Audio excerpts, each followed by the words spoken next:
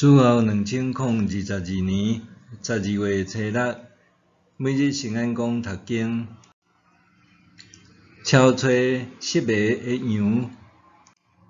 圣经，咱做伙来听读诗篇119篇145节到176节。上主啊，我专心求叫你，求你应我，我要遵守你的规例。我求叫你，求你救我，我要遵守你的教示。天未光，我就起来求叫你，我仰望你的话。我规暝目睭金金，哪念哪想你的话。上主啊，因为你有慈爱，求你听我的声，照你公正的判断，求你保守我的性命。假无做歹的人逼近我，因离你的律法远远。毋过上主啊，你倚近我，你的诫命真实可靠。我早就学习你的教示，你互因确立到永远。求你关心我的苦难，来解救我，因为我无袂记得你的律法。求你甲我伸冤，救赎我，照你的应允保守我的性命。救阮离开歹人远远，因为因无找你的命令。上主，你有丰盛的慈爱，照你公正的判断，求你保守我的性命。困逼我、对着我的人真济，还顾我无偏离你的教示。我看到奸恶的人就真厌恶，因为因无遵守你的话。你看我偌年意爱你的律例，上主啊，求你照你的慈爱保守我的性命。你的话的本质是真实，你一切公正的判断永远遵守。统治者无理无由迫害我，毋过我的心惊畏你的话。我意爱你的话，亲像人得到真济战利品。我痛恨厌恶白贼话，毋过我意爱你的律法。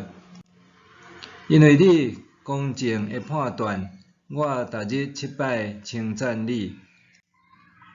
意爱你的律法的人有大平安，无一项会互因绊倒失败。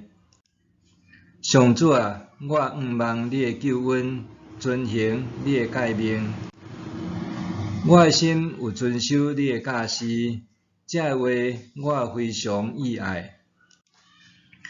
我有守你的律例规例，我的所行所做，你拢看会到。上主啊，愿我求叫的声透到你面前，求你照你的应允赐我智慧。愿我恳求的话达到你面前，求你照你的应允牵救我。愿我的嘴唇发出呵乐，因为你有将你的律例教示我。愿我的舌宣布你的应允，因为你的诫命拢公正。求你伸手帮助我，因为我有选择你的律例。上主啊，我较无你的拯救，你的律法是我所意爱。求你互我活地，通称赞你，互你的判断帮助我。我迷路亲像失迷的羊，求你甲你的奴仆找倒转，因为我无袂记得你的诫命。以上。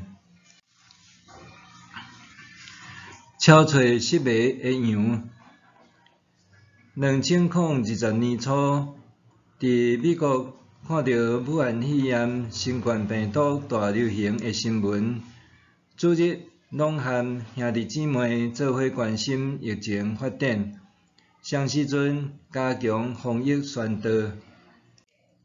到3月上旬，美国疫情发展甲无法度收拾，连基本的水暗也买袂着，罐装水、卫生纸、白米、面粉等民生用品，搁较是涨价量要无地买。3月下旬，教会已经无法度搁再实体聚会。该在加州几间台湾人教会的牧者联合起来，筹组网络联合礼拜，牧者分工合作，彼此分担逐种主日服侍，搁邀请无牧者的教会兄弟做伙参与，就安尼共同度过1年外的线顶联合主日礼拜。解决主日礼拜的难题，接续思考安怎加强周间聚会以及甲兄弟姊妹的互动，所以发起每日读诗篇的计划。每工上午透过准线顶聚会，使用台湾圣经公会的圣经网站，对诗篇第1篇开始读起。逐日做伙读1篇诗篇，拍算读到疫情结束。不知不觉6个月就过去，诗篇已经读完，疫情却还无结束，就搁接续读圣经的箴言。所有参加兄弟拢感觉真不可思议，惊叹家己毋捌遮尔认真伫读圣经。虽然袂通实体3字集，总是彼此并无感觉疏远，反倒拉紧密，时间也过甲非常的充实。当读到诗篇119篇的时，阮要特别对照希伯来文学习22个字母，前后用3礼拜的时间，沉浸踮上帝的话语内面，互大家印象深刻。虽然疫情带来真侪不便，总是感谢上帝，互阮开启新的聚会模式和体验，互阮发现上帝早就有备恩典济济。当然，中间也有袂少困难，比如讲，有一寡长辈对网络无熟悉，影音无法度输出，所以牧师就去会友的家庭出诊，一直解决网络设备的问题。有人听无台语，就加上白话字圣经对照，竟然意外学会晓台语白话字。意外也有人听新闻报道，阮存在着中国收集各自的语录，所以毋敢参加。就算换做台湾的会议软体，或者后来新闻澄清无安全的语录，也是有兄弟放弃参加，无搭上每日读经的列车。就安尼，有一阵兄弟真火热投入每日共读，毋过嘛有兄弟因为有无共的考量无参加。也伫即中间，牧者明显地感受到信徒羊群无共的境况和需要。但2年外的时间过去，我要持续每日带领会友读经，透过赖群组的分享，也透过线顶共读，透过新眼光读经，透过主日信息分享，感受到牧会20多年来未捌感受到的踏实。不过，我心中也纪念有一阵无对着进度的羊。检采现在我无法度养饲因饱，毋过我深深祈求上帝亲自对因讲话，互所有属主的羊拢通受找倒转来。默想，每日读经的契机是甚物？上帝的话安怎甲我找转来？每日读经的契机是甚物？上帝的话安怎甲我找转来？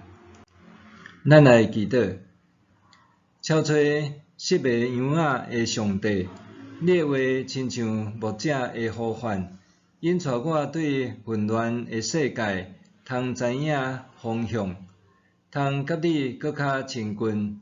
感谢你伫今仔日对我讲话，求你继续带领我，也带领每一只羊仔转来。奉主的名祈祷，阿们。愿上帝赐福你身心灵拢勇健平安。